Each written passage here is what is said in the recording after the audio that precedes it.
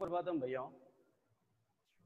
अपना अध्याय 1 वैदिक गणित चल रहा था, उसमें से कुछ क्वेश्चन बाकी रह गए थे। उन क्वेश्चनों को अपन करने जा रहे हैं। ठीक है, तो वैदिक गणित में प्रश्नावली 1।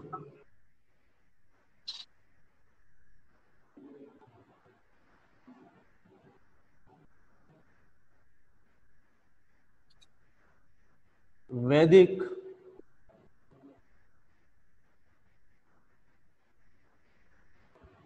विधि से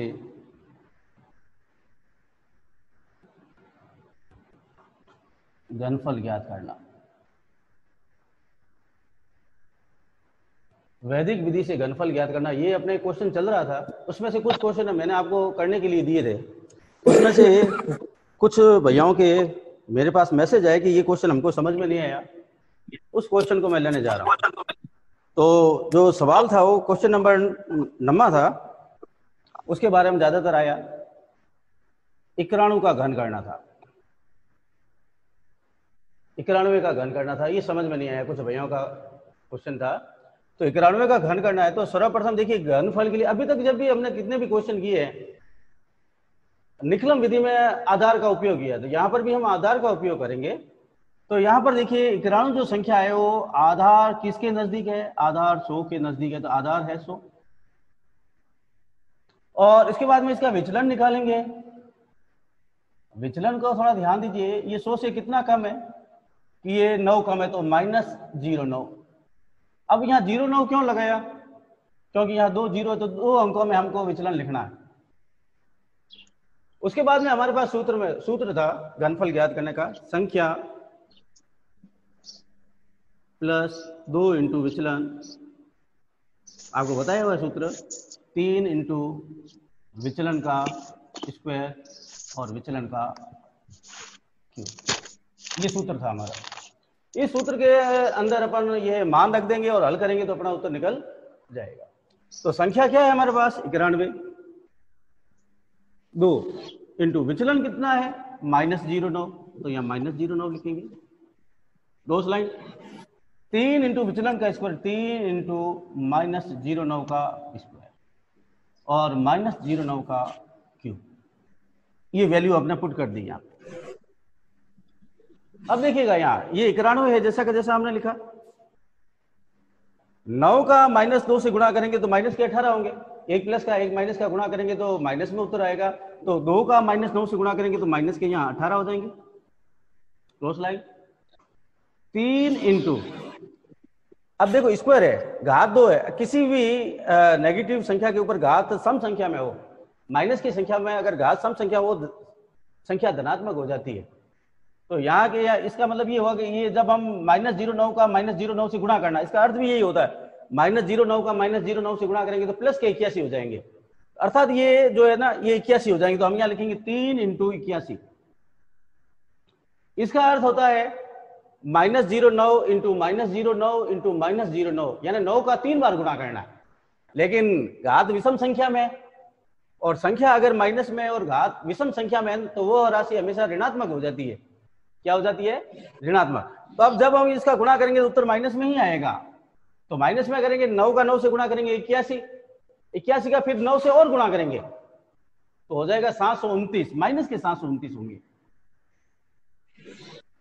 9 81, 81 का 9 से और गुणा करेंगे तो माइनस के 729 हो जाएंगे। अब देखिए 81 में से 18 घटाना, 11 में से 8 गए 3, और यहाँ 10 बच जाएंगे। 10 में से 9 गया, और यहाँ बच जाएंगे आपके 8, और 8 में से गया 7। ये गुणा करेंगे, फिर इसका गुणा इससे करेंगे, 3 एकम 3, 3 का 8 से गुणा करेंगे 24, 243 हो जाएगा, और यहाँ -729। घनफल करते समय हमें पता है कि आधार 100 में 2 जीरो होते, तो यहाँ 2 अंक चाहिए। 2 जीरो तो 2 अंक चाहिए। दूसरी बात है कि माइनस की संख्या यहाँ नहीं चाहिए। माइनस की संख्या को हटाने के लिए यहां से अगर आप 1 लेंगे तो 100 बार आएंगे, यहां से 2 बार लेंगे तो 200 बार आएंगे। अब हम यहां पर इतने क्या बाहर ले, यहां से यहां कितनी संख्या बाहर लेंगे उसमें से ये संख्या घटा सके और उसको धनात्मक रूप में बदल सके। यानी अगर 100 है, 2 लेंगे 200, 3 लेंगे 300, 4 लेंगे 400, 5 लेंगे 500, 6 लेंगे 600, 7 लेंगे 700, और 8 लेंगे 800, तो 800 में से 729 अपन आसानी से घटा सकते हैं। तो यहां से अपन को 8 कम लेने पड़ेंगे, 8 यहाँ कम करने पड़ेंगे, और ये 8 जो यहाँ बाहर चले जाएंगे तो ये 800 में बदल जाएंगे ताकि ये माइनस हट जाए। तो यहाँ पर देखिए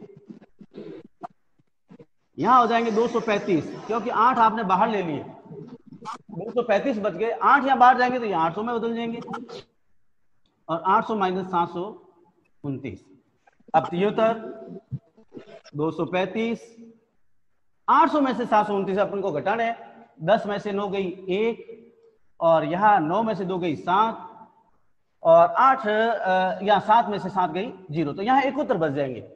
अब देखिए यहाँ पर 71 बच गया, यहाँ पे 3 अंक है, अब यहाँ पर 3 अंक नहीं चाहिए, कितने चाहिए? 2 अंक। तो इसको जो सैकड़ा का अंक है इसको यहाँ दे देंगे, तो सैकड़ा के अंक को यहाँ दे देंगे, तो ये कितने हो जाएंगे?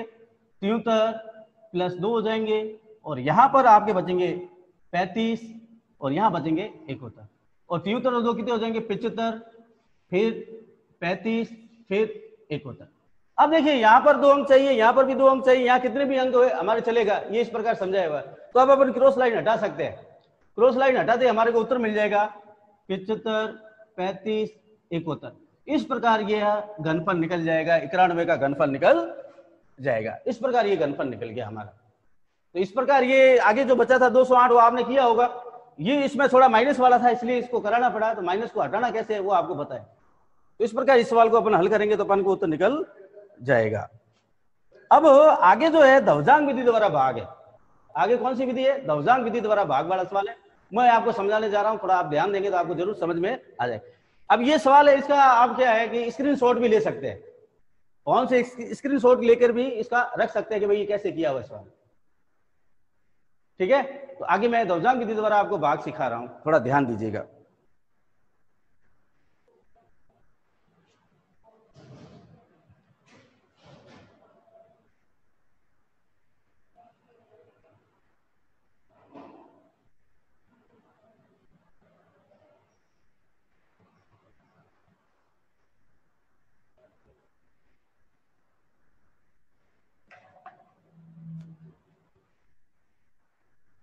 ध्वजांक विधि द्वारा भाग, ध्वजांक विधि द्वारा भाग करना। भाग करने की बहुत सारी विधियां सीखी, निखिलम विधि द्वारा भाग अपन ने पहले सीखा है, अभी ध्वजांक विधि द्वारा भाग सीख रहे हैं। उसके बाद में परावर्तीय विधि द्वारा भाग, 3 प्रकार के भाग सीखेंगे। सबसे जो महत्वपूर्ण होता है वो ध्वजांक विधि द्वारा भाग महत्वपूर्ण होता है, क्योंकि प्रश्न मंच के अंदर भी जो क्वेश्चन पूछे जाते हैं वो ध्वजांक विधि द्वारा ही भाग के सवाल पूछे जाते हैं। तो ध्वजांक विधि द्वारा भाग सीखने की बिल्कुल एकदम सरल है, थोड़ा ध्यान रखें, लेकिन अपन को कठिन लगता है क्योंकि अपन ध्यान नहीं दे पाते। बिल्कुल सरल विधि है। तो इसके अंदर क्या करना है कि जैसे सर्वप्रथम मैं क्वेश्चन ले रहा हूं, 45 32 में 112 का भाग देना। क्वेश्चन नंबर है आपका 12, और इसके अंदर आपको जो 45 32 के अंदर भाग 112 का भाग देना। क्या करना है प्रोसेस, इसका मैं आपको समझा रहा हूं, थोड़ा ध्यान दीजिएगा। इस सवाल के अंदर देखिएगा करने का जो प्रोसेस इस प्रकार है, आप कर भी चुके होंगे कुछ भैया पहले, थोड़ा ध्यान देंगे तो समझ अच्छी तरह से आ जाएगा। सर्वप्रथम भाग करते समय इसके 3 खंड करना है।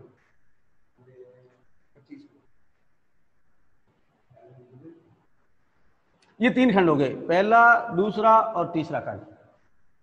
3 खंड के बाद में ये देखिए जिसका आपको भाग देना है, इसको, इसका जो इकाई अंक है, इकाई अंक यहाँ क्या है 2 है, इसको ऊपर लिखना, और जो बाकी जो अंक बचे हैं 11, इसको ये नीचे लिखना। बाकी जितने भी अंक बचे हैं उसको यहां लिखना। ये यहां पर मुख्य अंक कहलाएगा।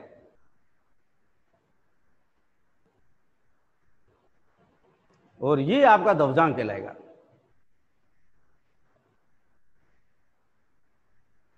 ये मुख्यांक, ये ध्वजांक। अब यहां ध्यान देने वाली मुख्यांक में कितने अंक है? यहां पर 1 अंक है, हमेशा 1 अंक लेना, वैसे लेना 1 अंक, 1 अंक को बाहर रखना, ये 1 अंक बाहर, ये जो पीछे वाला जो इकाई अंक ये बाहर आ जाएगा। पीछे कितने बचे अंक बचे? 4 5 3, इसको अंदर लेना मध्य खंड में, 4 5 और ये 3, ये मध्य खंड में लेना, और यहां पर लाइन खींचना। ये सवाल को व्यवस्थित करने का तरीका, वापस मैं बता रहा हूं। 3 खंड करना, 3 खंड में जिसका भाग देना उसके इकाई अंक को ऊपर लिखना उसको मुख्यांक कहते हैं, बाकी जो 2 अंक बचे हैं उसको कहते हैं ध्वजांक। ध्वजांक में 2 अंक इसको यहाँ लिखना मुख्यांक, और फिर जिसका भाग देना जिसमें ये अंक है इसमें भाग देना, तो इसका जो अंतिम अंक है उसको यहाँ तीसरे खंड में लिखना, और बाकी जो अंक है 4, 5, 3 इसको मध्य खंड में लिखना। लिखने के बाद में करने का जो तरीका, अब सवाल करने का तरीका, पहला प्रोसेस अपना शुरू होता है। कुछ भाग लिख देता हूं मैं, ये थोड़ा ध्यान देना। सर्वप्रथम 11 का भाग हम 45 में देंगे, सामान्य जैसे अपन देते हैं 11 कम 11, 11 दूनी 22, 11 तिया 33, 11 चौका 44, 4 बार जाएगा तो यहां लिखना 4। यहां मैं लिख देता हूं 45 में आपने 11 का भाग दिया, भागफल हमें कितना प्राप्त हुआ 4, शेषफल हमें कितना मिला 11 चौका 44, एक बचेगा शेषफल। 45 में अगर 11 का भाग देंगे 11 चौका 44, 44 चले गए, पीछे क्या बचेगा, एक शेषफल बचेगा। उस शेषफल को क्या करना, यहां आगे लगाना, इस शेषफल को यहां आगे लगाना। इस जो भी शेषफल बचेगा उस शेषफल भले 2 बचे, 45 बचे, 10 बचे, 20 बचे, कितने बचे, इसको यूं आगे लगाना। अब ये जो आगे लगाने के बाद ये संख्या 13 बन जाएगी, पहले 3 थी अब 13 बन जाएगी, अगर 2 होते तो 23 बन जाती। यानी शेषफल जितने भी बनते हैं उसको यहां आगे लगाना, शेषफल जितने भी बचे उसको यहां आगे लगाना। अब डायरेक्ट 11 का भाग नहीं देना, बस यहां देखने वाली बात है, बस ये सोचने वाली। डायरेक्ट 11 का भाग जैसे आपने पहली बार दिया था वो तो सामान्य देना ही, अब दूसरी बार डायरेक्ट नहीं देना भाग, भले ही 13 मिले, इसका संशोधित भाज्य निकालेंगे।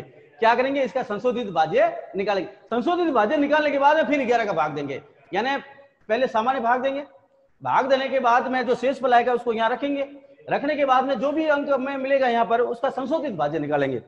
तो यहाँ पर देखिए हम 13 का संशोधित भाज्य निकालेंगे, 13 का संशोधित भाज्य। तो 13 का संशोधित भाज्य निकालने का तरीका देखो, मुख्यांक से निकलेगा, जो ये उत्तर आया इसका इससे गुणा करेंगे, यूं ये तरीका है, मुख्यांक का इससे गुणा कर लेंगे। तो यहाँ माइनस का निशान, मुख्यांक और भागफल का गुणा करके इसमें से घटा देंगे। 13 में से 8 गए, पीछे बचेंगे 5, 13 में से, अब इसमें 11 का भाग 5 में देना, 11 का भाग 5 में देना। अब 11 का भाग 5 में देंगे, जाता नहीं है, क्योंकि 11 के पार्ट में 5 आते हैं क्या, नहीं जाता है, तो फिर क्या करना, भाग नहीं देवाएंगे तो भाग टूट जाएगा, तो यहाँ लगेंगे 0। अगर भाग जाता जितनी बार जाता उतनी बार देते, लेकिन 11 में 5 का भाग नहीं जा रहा तो भाग टूटेगा। अब टूटने के बाद जिस 11 का भाग जिसमें आपने 5 दिया, इस 5 को यहां उतारना आगे, 5 में नहीं जा रहा है इसलिए 5 को यहां आगे उतारना, तो ये हो जाएंगे यहां 52। अब यहां 52 हो जाएंगे, फिर संशोधित भाज्य निकालना, क्योंकि अभी तक आपने भाग टूटा है, भाग दिया थोड़ी है, तो 52 का संशोधित भाज्य निकालेंगे। 52 माइनस इसका गुणा इससे करेंगे मुख्यांक से। देखो यही करना है, जितना उत्तर आता है उसका मुख्यांक से गुणा करते हुए घटाना, मुख्यांक से गुणा, तो 0 का 2 से गुणा करेंगे, 52 माइनस 0, क्योंकि 0 का 2 से गुणा करेंगे 0 होगा, बराबर 52 बचेगा। और यहां पर ये 52 जो बचेगा वो इसको यहां लिखना, भाग नहीं देना आगे। भाग क्यों नहीं देना, यहां जो आएगा वो शेषफल आएगा, तो शेषफल जो बचेगा वो लिखना। यहां तक भाग देना है, मध्य खंड तक, तृतीय खंड में जो भी उत्तर आता है उसको है जैसा जैसा घटाने के बाद लिखना। यहां क्योंकि शेषफल बचेगा, क्योंकि आपको पॉइंटों में उत्तर निकालना नहीं है, भागफल और शेषफल निकालना, तो यहां लिखेंगे भागफल बराबर 40, शेषफल बराबर 52। इस प्रकार भागफल और शेषफल निकल जाए, ये दो जाएंगे। एक और मैं सवाल ले रहा हूं, आपको समझ में अच्छी तरह से आ जाएगा। ये मैंने अभी 12वां लिया है, 13वां सवाल मैं और लेने जा रहा हूं, आपको समझ में आ जाएगा। मैं अभी ले रहा हूं, ध्यान दीजिएगा।